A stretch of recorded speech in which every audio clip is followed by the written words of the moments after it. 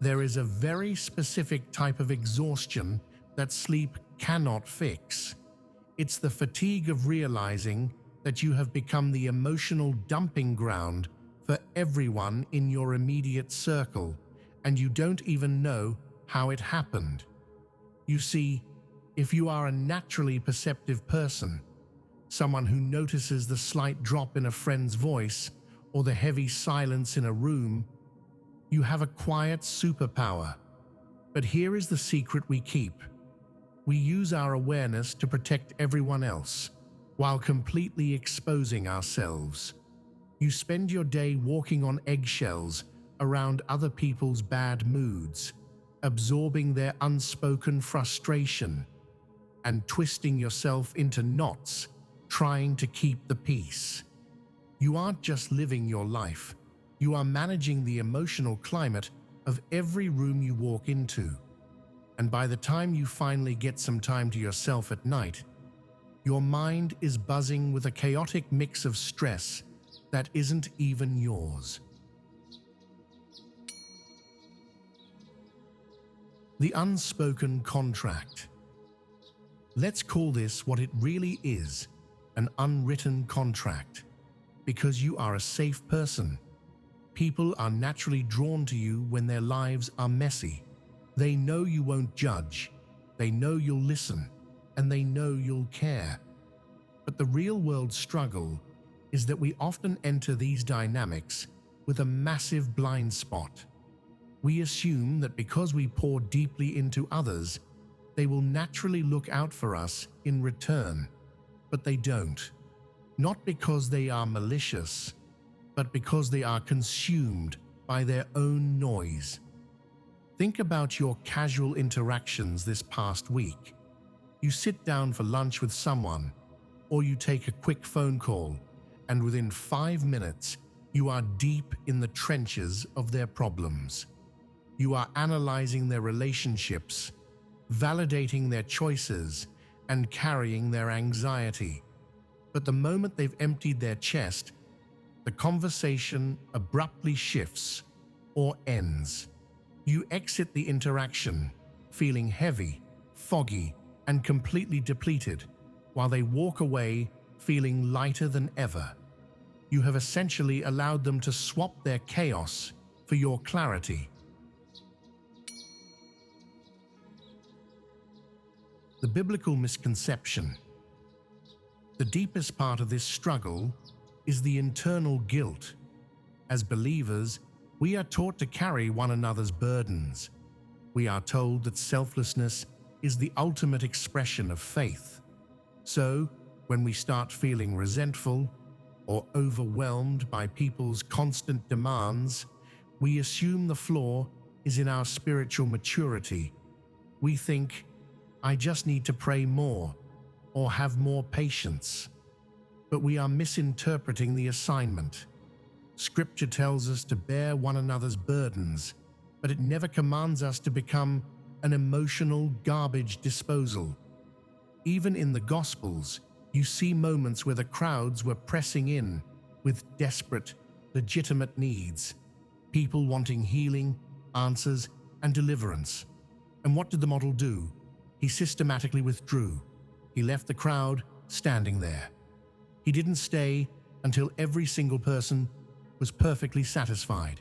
He left because he understood a fundamental rule of stewardship. You cannot sustain an outward flow if you completely neglect the internal source. The case study, the silent cost of availability. Let's look at how this breaks your focus in real time. Imagine you are working on a project or finally sitting down to rest after a grueling week. Your phone lights up. It's a text message that starts with, "I'm so sorry to bother you, but..." Immediately, your internal alarm goes off. Your body physically reacts before your mind does. Your shoulders tighten. Your heart rate shifts. You know that responding means entering a 2-hour emotional maze. But because you hate the idea of letting someone down, you drop your own priorities, put your rest on hold, and step back into the counselor's chair. Here is the question we have to answer honestly. Why do we feel more responsible for other people's emotional comfort than we do for our own mental clarity? We are treating our accessibility as a measure of our love, but all we are doing is training people to depend on our strength instead of learning how to develop their own. The practical reset, filtering the influx. To survive this without shutting down your heart or turning into a cold, detached version of yourself, you have to transition from being a sponge to being a filter. A sponge absorbs everything it touches until it becomes heavy and toxic. A filter allows things to pass through without keeping the residue. Here is how you start filtering your daily life. First, establish the baseline pause. When a crisis is presented to you, remove the pressure of the immediate response. Give yourself a hard 5-minute rule before you reply to a draining message or commit to an emotional conversation. This breaks the automatic reflex of trying to fix things instantly. Second, define your perimeter.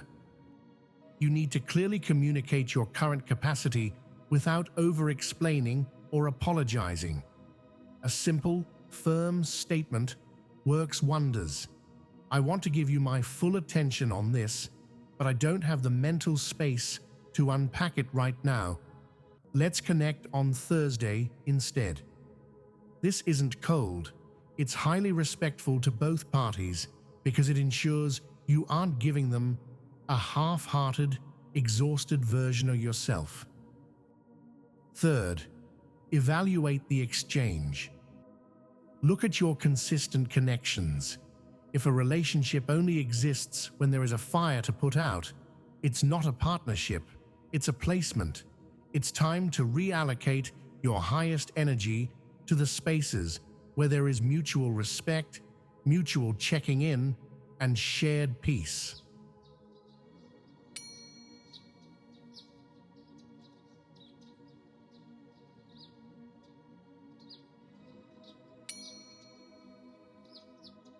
Your sensitivity is meant to be a tool for impact, not a target for ongoing depletion.